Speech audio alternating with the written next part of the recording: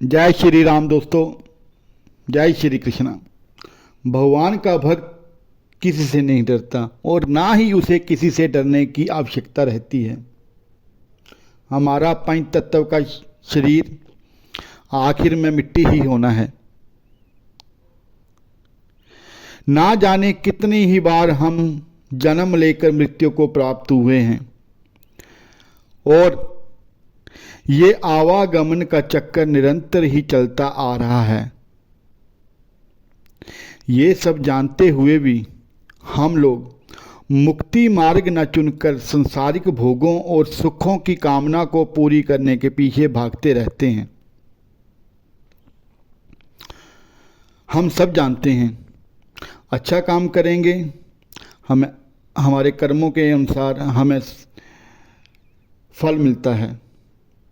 मृत्यु के पश्चात हमारे कर्मों के हिसाब से ही हमारे स्वर्ग और नरक की व्यवस्था रहती है।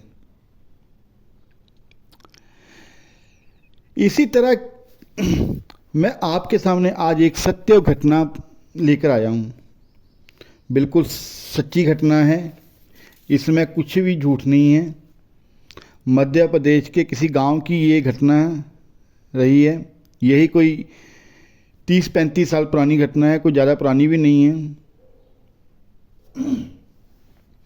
एक पंडित जी थे, बहुत बड़े भक्त थे, खूब भजन आनंद किया करते थे। अपनी ब्राह्मण वृत्ति से ही पूजा पाठ करके उनका जीवन यापन चल रहा था।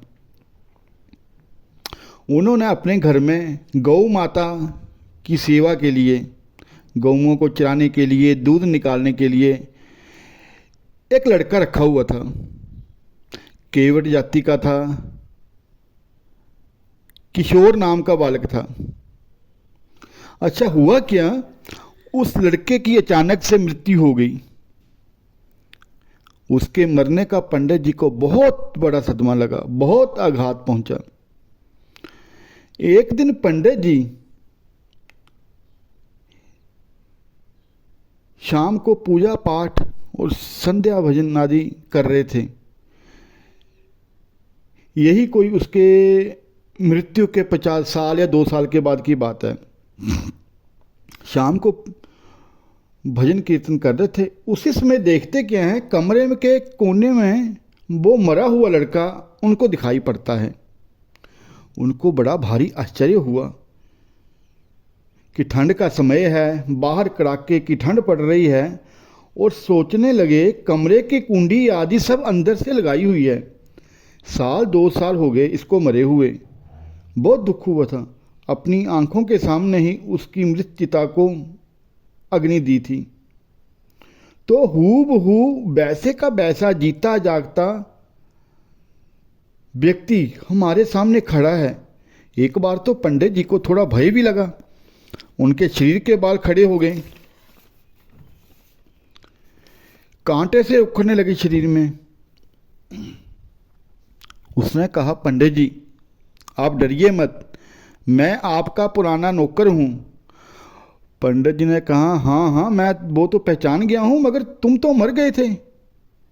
तो वो लड़का कहने लगा, हाँ हाँ पंडित जी मर तो गए थे, लेकिन अब हम यमदूत बन गए हैं।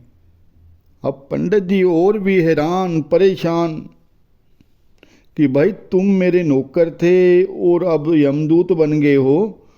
वो लड़का कहने लगा, हाँ जी पंडित जी, हमें अब ऊपर नरक में जो मिल गया है यमलोक में, और वहीं हम नौकरी कर रहे हैं। और हम यमदूतों की यही ड्यूटी है, जिसका समय पूरा हुआ उसको पकड़ के लाओ, उसको पकड़ के लाओ, उसका पूरा हुआ उसको पकड़ के लाओ। इसी गांव के एक सेठ हैं, सेठ अमरनाथ, उनका समय पूरा हो गया है तो मैं उनको लेने आया हूँ। अब कुछ वक्त बचता था तो मैंने बोला चलो पंडित जी से ही मिलते चलते हैं। पंडित जी कहने लगे कि सेठ अमरनाथ तो यही कोई 1-2 घंटे पहले अपने पोते की शादी का मुहूर्त निकलवाने के लिए मेरे पास आया है कि मेरे पोते की शादी का शुभ मुहूर्त निकाल दीजिए। मैंने कुंडली मिलान करके शुभ मुहूर्त निकाल दिया। तो वो यमदूत कहने लगा कि आपके मुहूर्त निकालने से क्या होता है पंडित जी, उसका तो मुहूर्त जाने का हो गया है। अब पंडित जी हैरान होकर पूछने लगे कि सेठ जी तो बिल्कुल स्वस्थ हैं, कोई बीमारी नहीं है उनको, तो वो कैसे जा सकते हैं। यमदूत ने कहा जाएगा कैसे, ये तो बहाना होता है, मौत तो बहाना खोजती है पंडित जी। सेठ जी के पेट में दर्द होगा, वो चिल्लाएगा हाय पेट में दर्द हो रहा है, मैं मर गया, बस उसी में सब खत्म हो जाएगा। पंडित जी सहम गए और सहम कर बोले अच्छा, अरे भाई तुमने तो बड़ी विचित्र बात बताई। अच्छा एक बात बताओ। तो लड़का बीच में बोल पड़ा, अब 1 मिनट भी नहीं रुक सकता पंडित जी, एक पल भी नहीं रुक सकता, क्योंकि उस सेठ का टाइम पूरा हो रहा है। लड़का जाने लगा तो जाते जाते पंडित जी ने कहा तुमसे बात करके बहुत संतुष्टि हुई। अगर तुम्हारी बात सच्ची हुई तो हम कुछ न कुछ विचार जरूर करेंगे कि पर एक बात है, जैसे ही समय मिले तो बीच बीच में दर्शन देते रहना भाई। अच्छा पंडित जी जय श्री राम कहकर वो लड़का चला गया।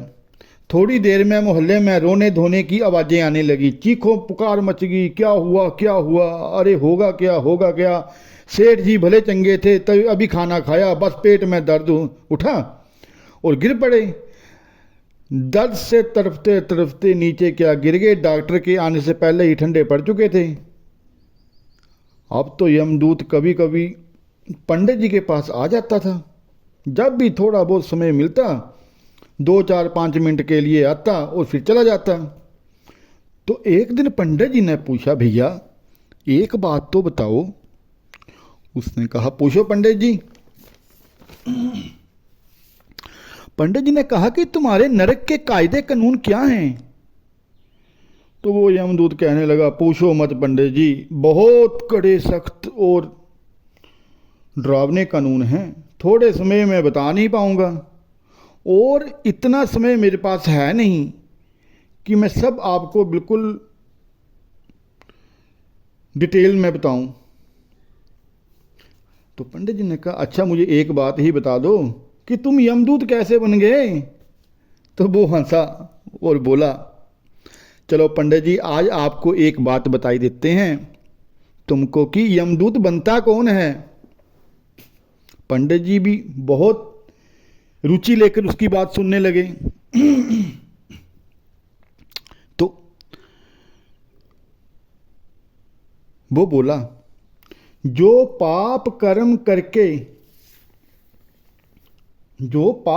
करके भयंकर नरकों में जाता है, फिर नरक भोग कर 84 लाख योनियों के चक्कर में पड़ता है, घोर यातनाएं सहता है, घोर कष्ट सहता है, अलग अलग नरकों के भोग भोगता है, फिर भगवान करुणा करके उसे मनुष्य बनाते हैं। मनुष्य बनकर वो जीव फिर पाप कर्म करता है, फिर नरकों में जाता है, घोर यातनाएं सहता है, फिर 84 लाख योनियों के चक्कर में पड़ता है, फिर भगवान करुणा करते हैं, मनुष्य फिर पाप कर्म करता है, फिर इन नरकों की यातनाओं 84 लाख योनियों के चक्रों में पड़ा रहता है।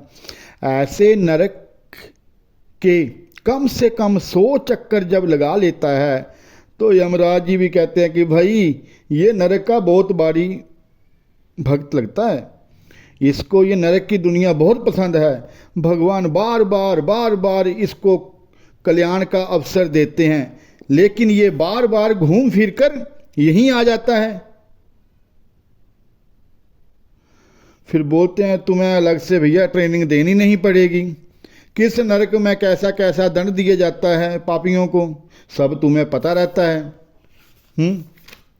और अलग से पढ़ाई तुम्हें कोई करवानी नहीं पड़ेगी, अब दंड भी तुम्हें देना नहीं पड़ेगा, सिखाना तुम्हें पड़ेगा नहीं। अब तुम ऐसा करो, नरक तो तुम्हें काटना ही है, तुम बस अब यहीं आके सेवा करो, जैसे बहुत लंबे कैदी होते हैं ना, जिनको लंबी सज़ा हुई होती है, उनको जेल में कोई ना कोई काम दे दिया जाता है कि भाई तुम अब ये काम करो, ये विभाग संभालो, ये काम तुम्हारी ड्यूटी है। रहना तो तुम्हें जेल में ही है, कष्ट तुम्हें काटना ही है, बाहर तुम जा नहीं सकते, लेकिन जेल काटने के साथ साथ तुम्हें अब काम भी करना पड़ेगा। तो बस ऐसी ही व्यवस्था नरक में रहती है।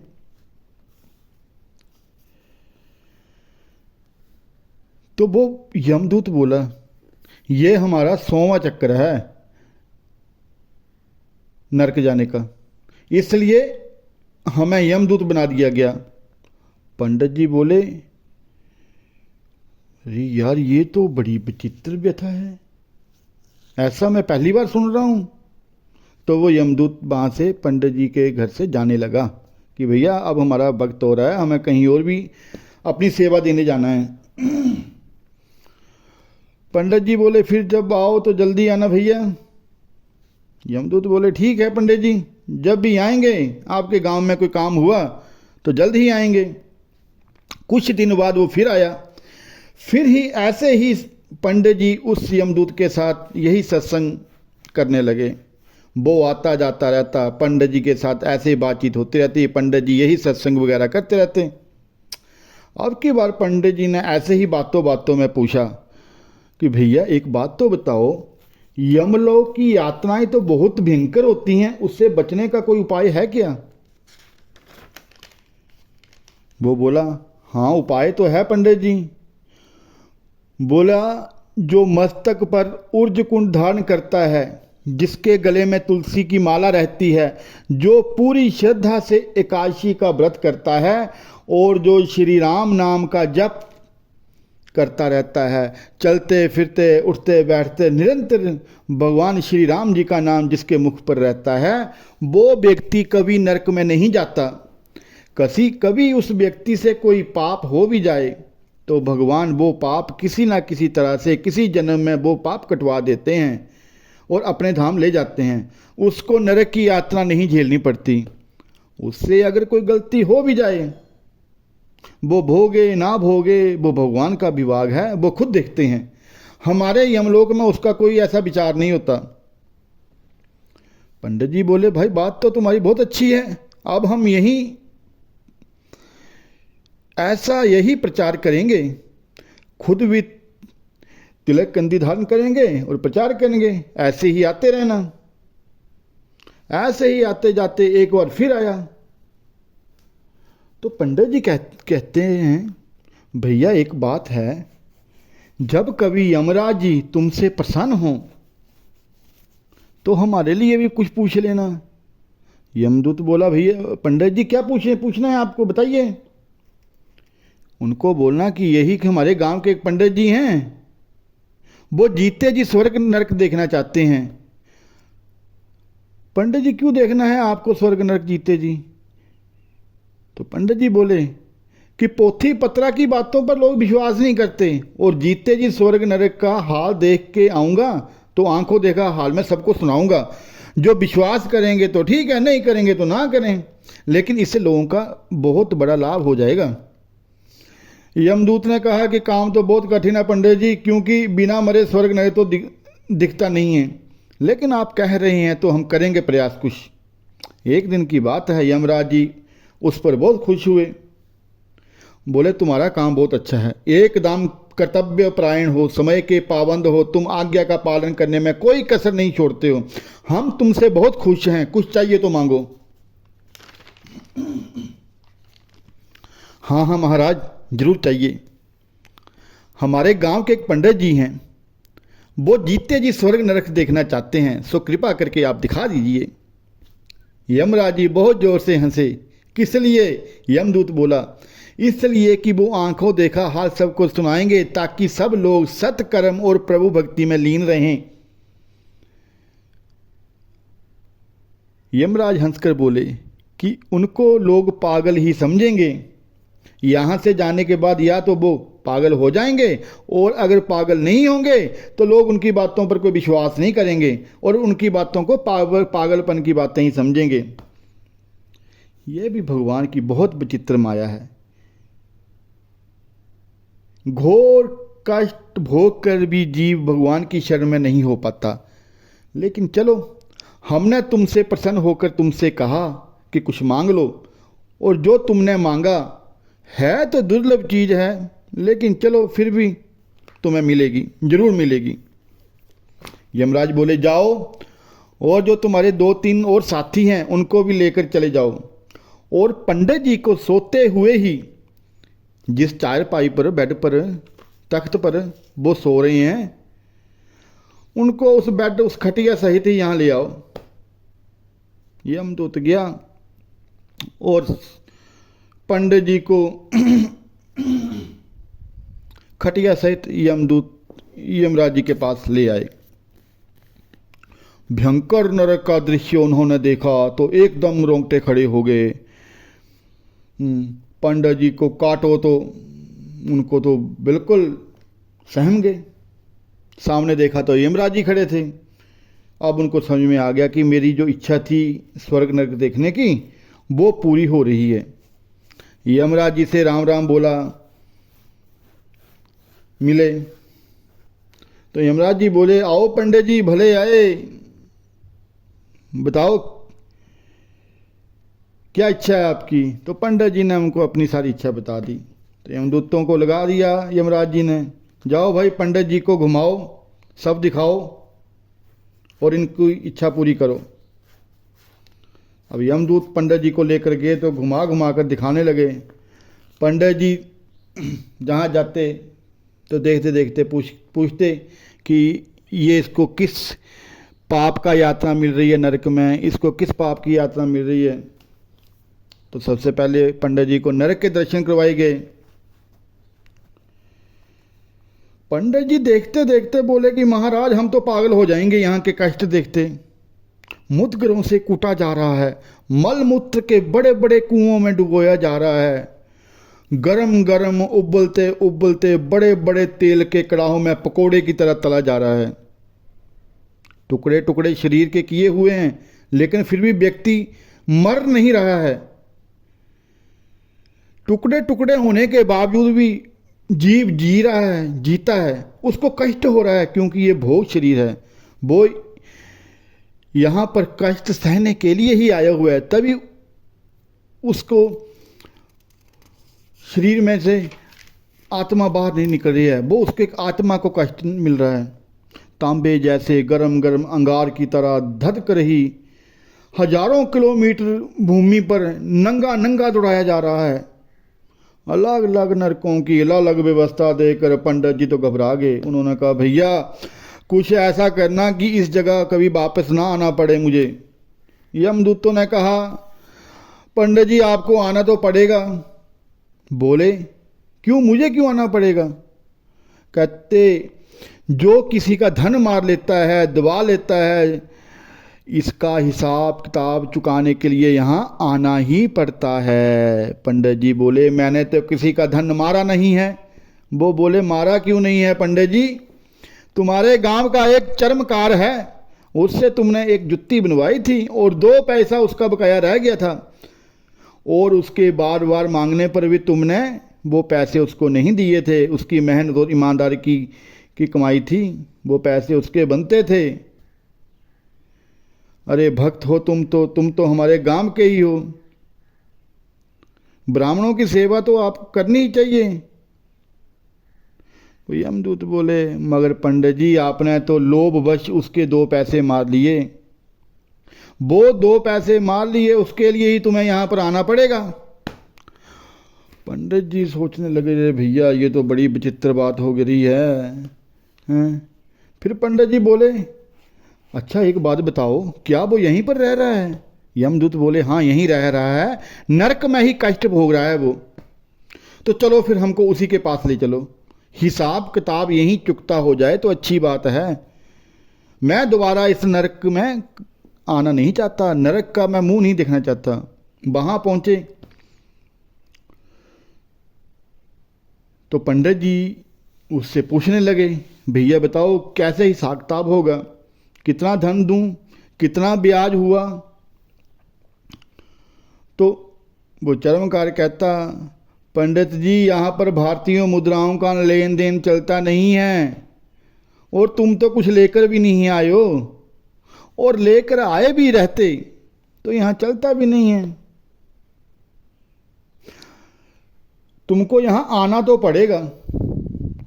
अरे भैया कुछ ना कुछ करो उपाय इसका कि हम यहाँ अब आए तो हैं, अब जो हमारा बही खाता है यहीं पर हमारा क्लियर कर दो सारा, कि हमें यहाँ से जाने के बाद फिर से ना आना पड़े। अब कहते वो कैसे होगा? पंडित जी ने कहा, मेरे पास कोई ना, तो मेरे पास 2 पैसा है भैया, सोते सोते तो मुझे उठा के ले आए हो, और मैं पैसा कैसे लेके आता? अब इतना करो भैया, मैंने उसकी जुत्ती ली थी, उसका पैसा मारा है, तो 2 पैसे की जितनी चमड़ी है मेरी, उतनी मेरी चमड़ी उतार लो, मेरा हिसाब किताब यहीं पूरा हो जाएगा।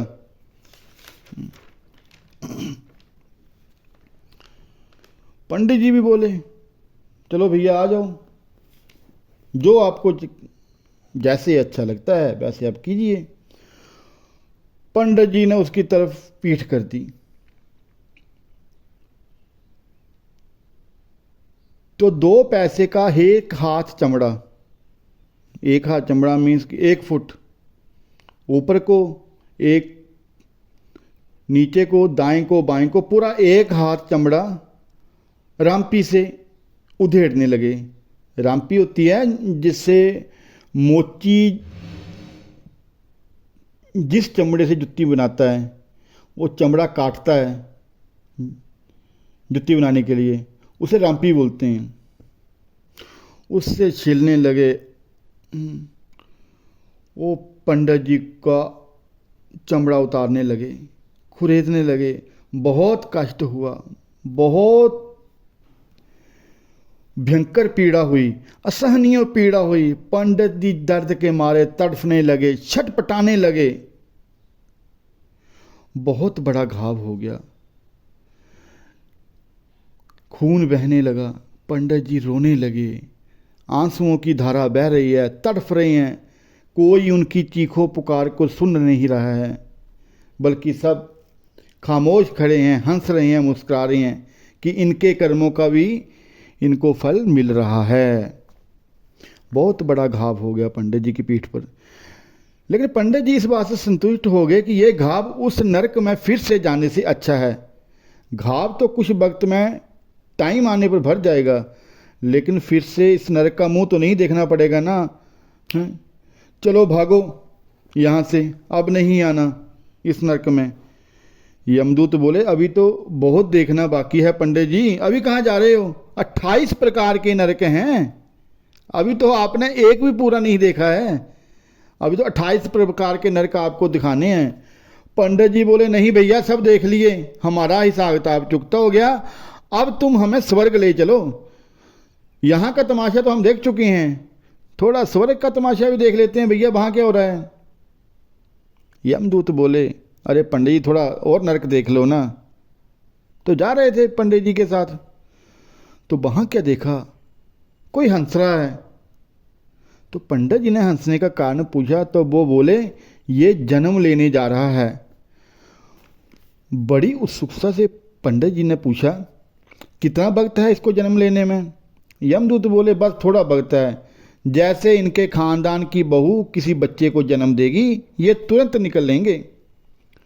पंडित जी वहाँ खड़े रहे और देखते ही देखते वो निकला कुंड से बाहर। आकाश से फूलों की वर्षा हुई, शंखनाद सुनाई पड़ा। उसका वो मलिन देह पता नहीं कहाँ गायब हो गया और दिव्य देह प्रकट हो गया, विमान में बैठकर चला गया। पंडित जी बहुत हैरान, बड़ा चमत्कार है भैया, प्रत्यक्ष चमत्कार है, सामने सामने देख रहा हूं। पंडित जी प्रार्थना करने लगे, हे प्रभु, सबके घर में हरि भक्त जन्म लें, सबके घर में प्रभु को मानने वाले, प्रभु का सिमरन करने वाले आत्मा जन्म ले। ऐसा ही शरीर जन्म ले जो प्रभु भक्ति करके अपने कुल का कल्याण करे। और ऐसा हम कर सकते हैं। ये हमारे अधिकार की चीज़ है, हम चाहें तो ऐसा हो सकता है। अब राम राम बोलते बोलते पंडित जी निकले स्वर्ग देखने। वहाँ के तो क्या कहने, वहाँ की मौज बहार मस्ती ऐश आराम देख के पंडित जी बोले, वाह, ऐसा भी सुख ऐशो और आराम होता है क्या? धरती पर तो कुछ भी सुख नहीं है। क्या सुख है धरती पर? उससे कहीं करोड़ों गुणों ज़्यादा सुख तो यहाँ स्वर्ग पर है। क्या कहना, वाह वाह, स्वर्ग तो स्वर्ग ही है। देखते चले गए, देखते चले गए, देखते चले गए, देखते देखते देखते जितनी पीड़ा नरक में हुई थी उससे कहीं ज़्यादा प्रसन्नता स्वर्ग के भोगों को देखकर हुई। चलते चलते पंडित जी हर किसी का पूछते, ये किस पुण्यों का भोग भोग रहा है, अमूक किस पुण्यों का भोग भोग रहा है, वो किस पुण्यों का भोग भोग रहा है। ऐसे पूछते पूछते चलते जा रहे हैं। आगे देखा तो एक महाशय देव शरीर प्राप्त करके विमान में बैठे थे। बहुत बड़ा दिव्य मणियों से जगमगाता हुआ विमान था। कल्प वृक्ष के फूलों की लड़ियों से सजाया गया था। मखमली कोमल गद्दा तकिए लगा के आराम से बैठा था। दिव्य चंदन शरीर पर लगा हुआ था। कमल की माला पहने था। बहुत घुंघराले उसके कई थे और अप्सराएं उसकी सेवा कर रही थी। कुछ अप्सराएं सामने नाच रही थी। स्वर्ग का दिव्य संगीत चल रहा था। गंधर्व गा रहे थे। खूब जय जयकार हो रही थी उसकी। और वो बार बार बेहोश होकर गिर रहा था। अपने इसी दिव्य विमान में ही बार बार बेहोश होकर लुढ़कर गिर जाता। होता क्या, जब गिरता तो अप्सराएं उसको उठाती, थोड़ा पंखा झोलती, पानी पिलाती, थोड़ा होश में आता। कुछ देर बाद वैसा ही होने लगता। तो पंडित जी ने देखा और पूछा, कोई बीमारी लग गई क्या इसको? इतनी सुविधा मिली है, इतना सुख मिला है, इतनी जय जयकार हो रही है, इतनी कीर्ति गाई जा रही है इसकी।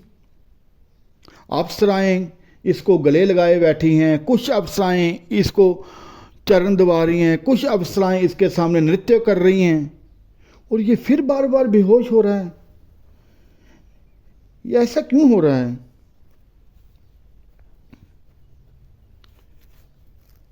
यमदूतों ने कहा, इसके खानदान में एक ऐसा कपूत पैदा होने वाला है।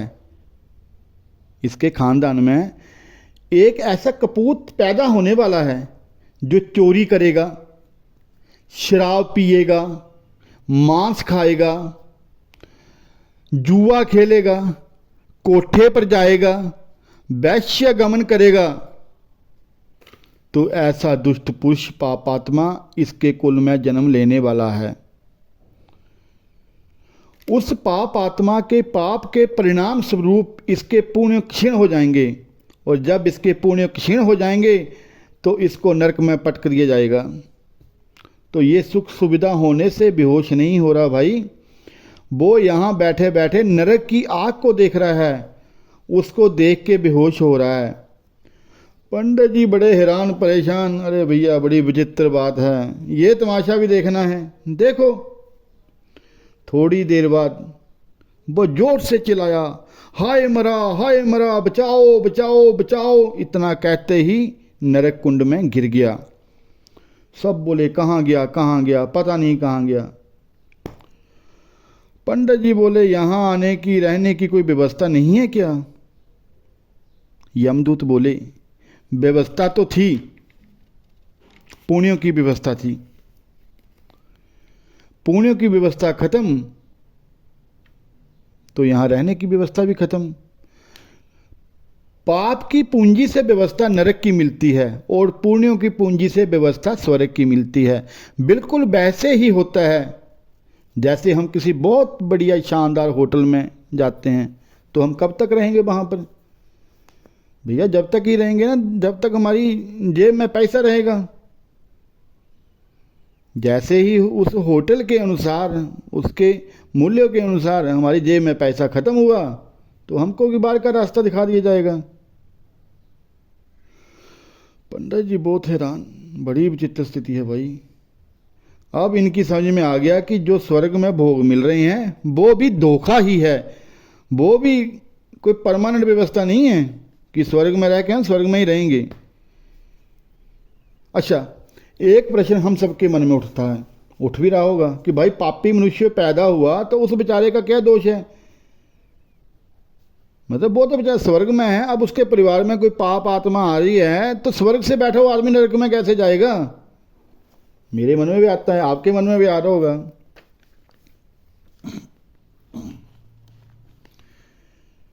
इसका पाप का परिणाम उस बेचारे का क्या दोष? इसमें पाप परिणाम उसको क्यों भोगना पड़ेगा? उसने जो पाप किया नहीं तो उसको भी उसको पाप का परिणाम क्यों भोगना है? स्वर्ग तो उसको इस पाप का परिणाम इसलिए भोगना है, इसलिए भोगना है कि स्वर्ग में चले आने के बाद भी अपने कुल खानदान बच्चों की मोह माया का लोभ वो छोड़ नहीं पाया, उनकी ममता आसक्ति छोड़ नहीं पाया, और जब तक आसक्ति रहेगी उसके किए का सुख दुख का भोग तो भोगना ही पड़ेगा। जिसमें ममता रहती है प्राणी की, वो उसके सुख को देखकर सुखी होता है, उसके दुख को देखकर दुखी होता है। अब जैसा कर्म, अब उसमें शक्ति लगी है, उसमें मोह है, ममता है, अब वो जैसा कर्म करेगा उसका फल तो उसको दूसरे को भोगना पड़ेगा।